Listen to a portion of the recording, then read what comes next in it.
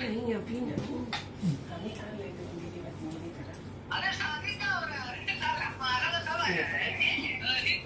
जैसे हम पहनाएंगे वैसे पहले तुम पहनाओगे।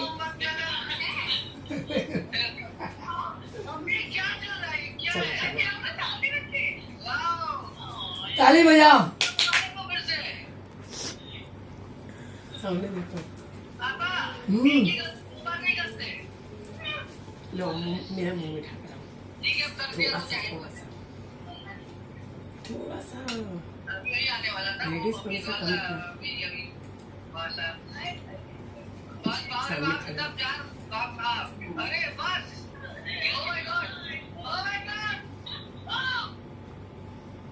आशीर्वाद देना।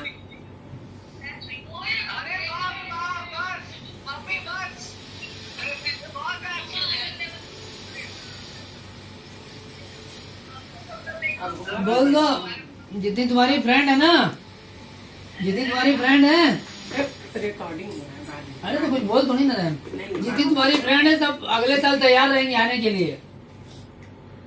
रोनित फोटो का लेते हुए अगले साल सिल्वर जुबली, सिल्वर जुबली। हाँ रोनित दिखाओ। अगले साल 25। ये ऐसे दिखा दो। सबको आना पड़ेगा।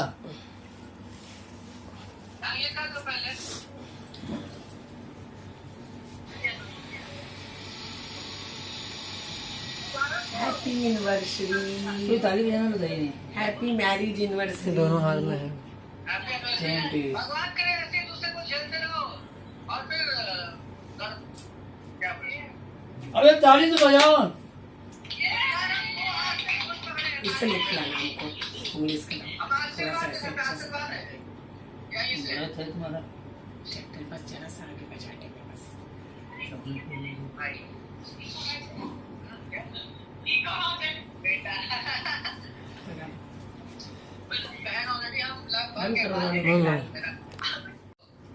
हेलो फ्रेंड, कैसे हैं आप सब दोस्तों। आज मेरी मैरिज एनिवर्सरी है और आज मेरी पूरी शादी को पूरे 24 साल हो गए।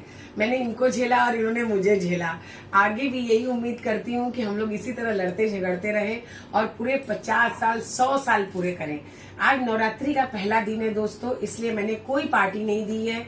हमने पहले मंदिर का दर्शन किया, गरीबों को कुछ बांटा, खिलाया। उसके बाद उनका आशीर्वाद, बाबा का आशीर्वाद लेके हम लोग घर आ गए। और उसके बाद ये हम लोग ने फ्रूट केक बनवाया है, नॉन, इसमें अंडा नहीं है, विदाउट अंडा का बना हुआ है ये।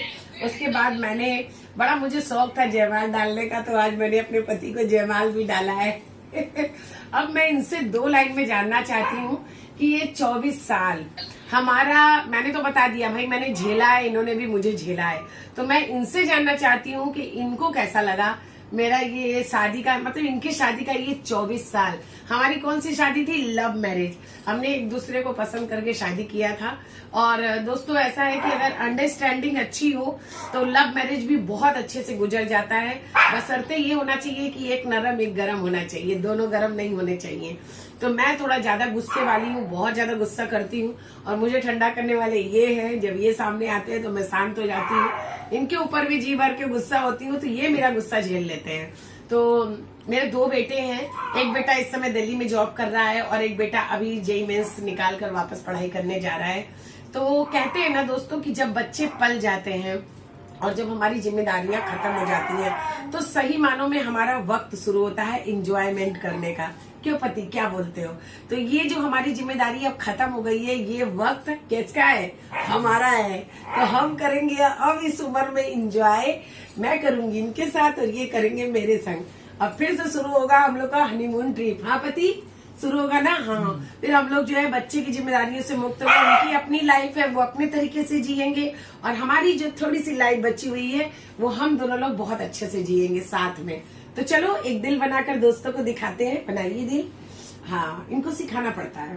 आप एक उंगली को ऐसे मोड़िए, इसको ऐसे करिए, और ये है हमारा छोटा सा दिल जिसमें हम दोनों एक ही साथ रहते हैं, दुख सुख एक साथ बांटते हैं। जो भी परिस्थितियां आती हैं हम लोग साथ साथ मिलकर उसका, कभी थर्ड को हम लोगों ने अपनी परिस्थितियां में शामिल नहीं किया है। हम दोनों ही जो भी दिक्कत आती है, परेशानी आती है, अच्छे से गुजारा कर लेते हैं।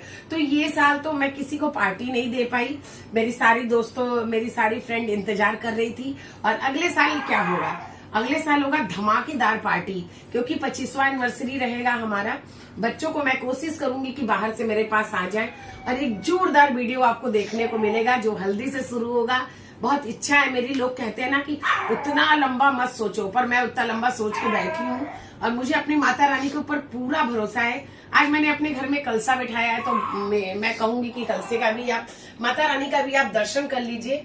और जगह कम होने की वजह से मैंने अपने पार्लर में ही इनको स्थान दिया है, क्योंकि माँ मेरे संग संग रहती है, मैं जहाँ रहती हूँ माँ वहाँ रहती है।